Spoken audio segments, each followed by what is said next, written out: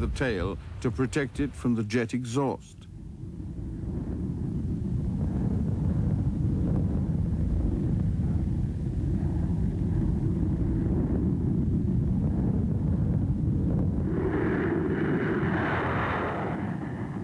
The Yak-15 had a tail wheel, which was quickly found to be unsuitable with a jet exhaust.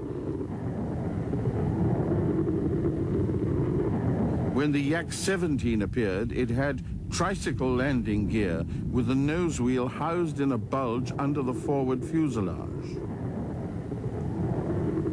In post-war Moscow, the air shows at Tushino Airport were a great attraction for the Moscow public. Here they had the opportunity to see new Soviet aircraft for the first time. Joseph Stalin's son, General Vasily Stalin, was commander of the Air Force of the Moscow Military District. He organized these spectaculars at which the new jet aircraft Mig-9s and Yak-15s appeared. Until 1947, severe restrictions were placed on pilots of jet aircraft. They could only fly straight and level and perform the mildest maneuvers. But as more familiarity with jets developed, these restrictions were lifted.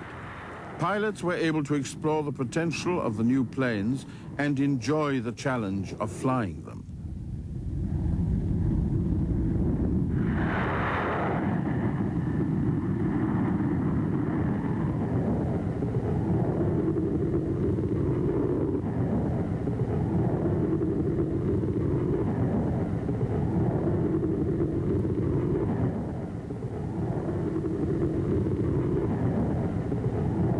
Joseph Stalin was intensely interested in the development of speed in the air.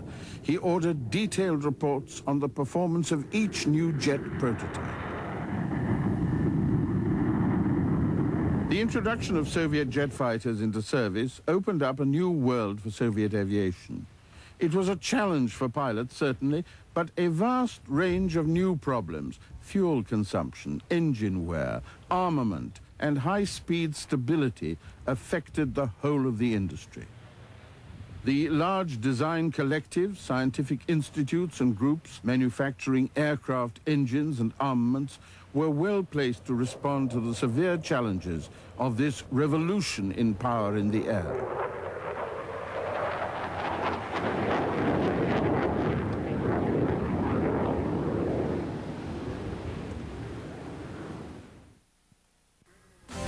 We will return. Aircraft Design Bureau heads were given the military rank of general. When they appeared on official occasions, they wore dress uniform and displayed their honors. Rivalry was intense. But in the late 1940s, with the Cold War gathering momentum, all these brilliant and powerful men shared a common goal. They were dedicated to the search for higher and higher speeds.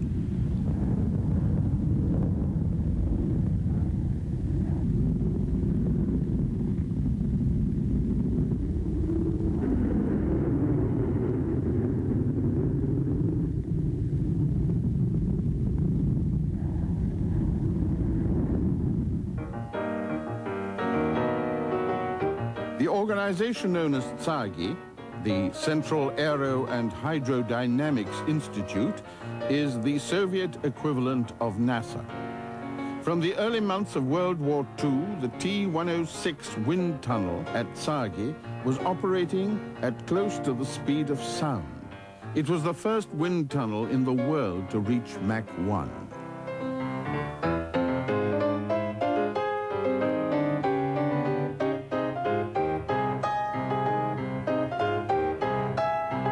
Approaching Mach 1, the drag of a straight wing increases rapidly. A thick wing cross-section also causes high drag. A thinner wing allows an aircraft to approach closer to Mach 1 before drag defeats it. The Mig-9 and the Yak-15 both used thin airfoils, but could still not reach supersonic speeds.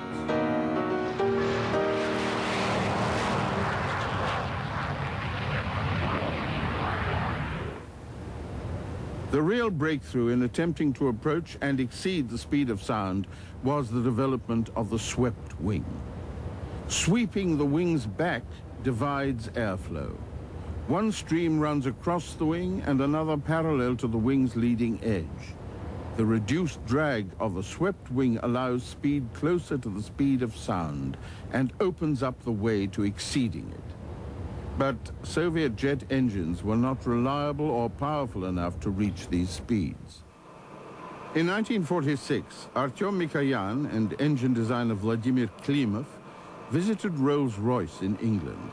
They were successful in negotiating to buy 25 Rolls-Royce Nene and 30 Rolls-Royce Derwent jet engines, which were at that time the state-of-the-art in jet engine development. When they were shipped to Russia, they were copied, and a major production program was established, building them as the Soviet RD-45 and RD-500.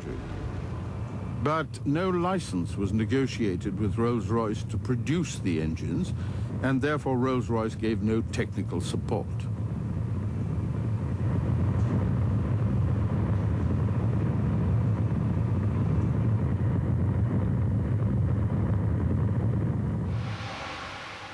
By 1947, Mikoyan had produced the I-310, the prototype of what was to become legendary as the Mig-15. Even before the test program was finished, the Kremlin decided to start full-scale production.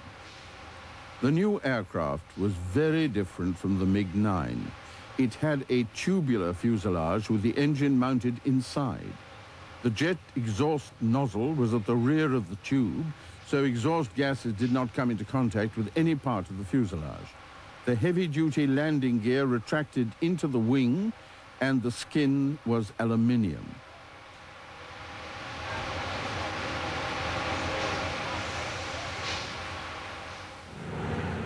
Moscow in 1948 was emerging from the stress of the Great Patriotic War, but the Cold War with the West was taking over, and there was a sense of urgency and competition in the aircraft industry.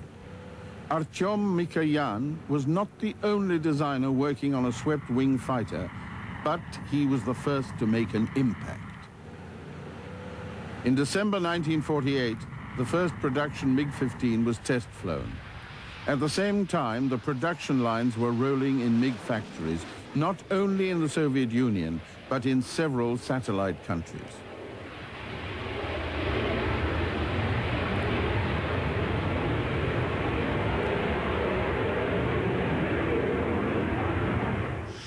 There was one constant characteristic of the MiG-15. It was tough and could withstand heavy punishment without breaking.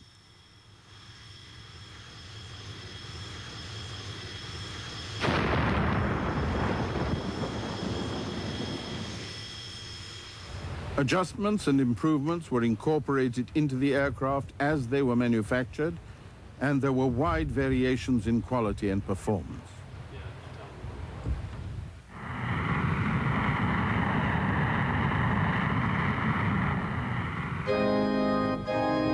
It was a time of industrial expansion. Hard labor convicts and prisoners from labor camps dug the great canal between the Volga and Dnieper rivers. Nuclear power stations were being established.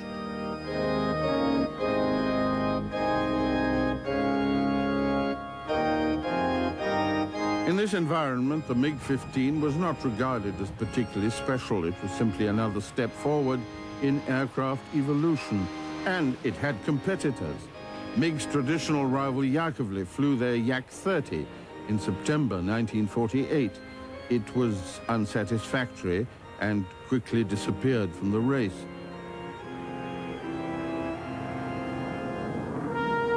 The MiG-15 was left to face one other contender for supremacy in the search for speed, so carefully watched by Stalin.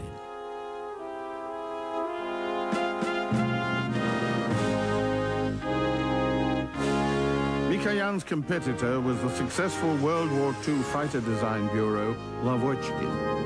Their LA-15 was lighter than the MiG and handled better, but its construction was more complex and labor-intensive, needing greater manufacturing skill.